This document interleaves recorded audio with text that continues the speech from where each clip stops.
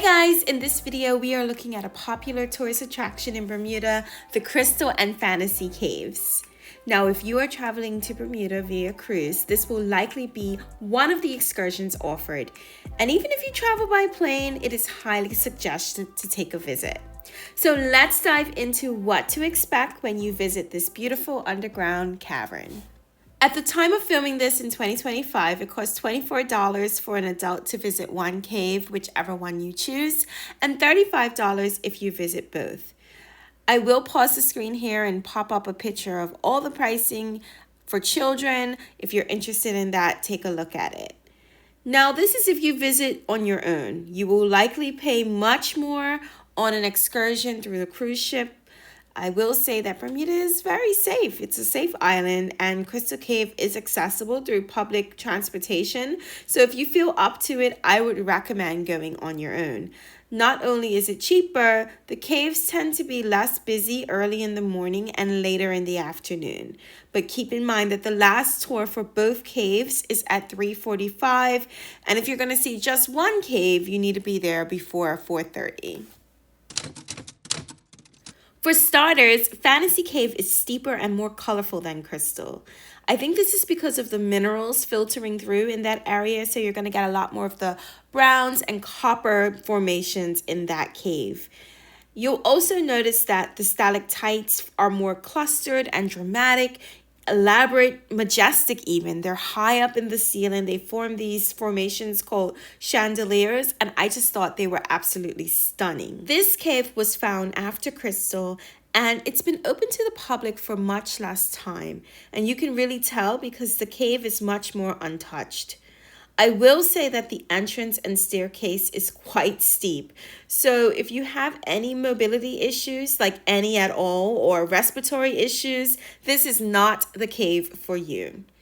The 88 stairs go straight up or down depending on how you look at it, so be prepared for a workout. Also, the humidity is at 100%, so I would not recommend a blowout the morning of. Overall, I thoroughly enjoyed Fantasy Cave, and if I'm being completely honest, I think this was my favorite of the two. I also really like the nature walk that is included on the tour. The entrance to this cave is a short walk away from the ticket office, and the guide was great about pointing out vegetation that can be found on the island. Now let's have a look at Crystal Cave. Crystal is much more gradual in that it has a ramp and stairs that are split up into sections, so it doesn't feel like you're on the Stairmaster at the gym. All of the tours are guided, so you will hear the history of the cave, which is quite interesting.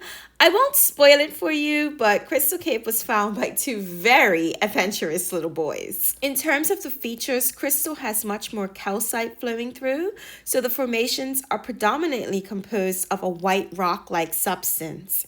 So Fantasy and Crystal are definitely different from each other, and Crystal is significantly less humid as well. This cave has a beautiful crystal clear lake flowing through it, and you get to walk over a wooden pontoon bridge, which I think is the best part of the tour. Well, between the walking over the bridge and when they turn out the lights and you see just how dark it is in a cave. Yikes! Unfortunately, due to being open so long, you can see that some of the formations have been cut or broken off from visitors back in the day, which brings me to the next point, which is that you are not allowed to touch any of the formations.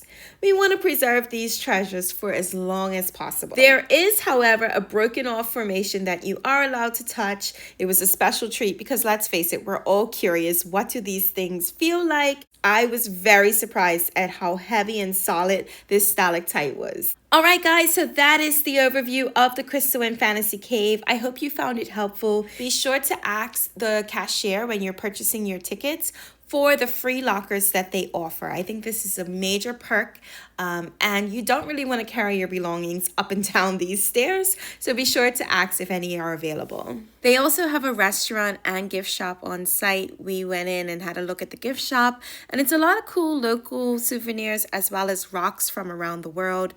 My daughter somehow convinced me to buy her a bag of rocks, which sounds insane saying that out loud, but there's a lot of cool stuff in there as well. Now, if you have any questions about this excursion, comment down below and I will try my best to answer them.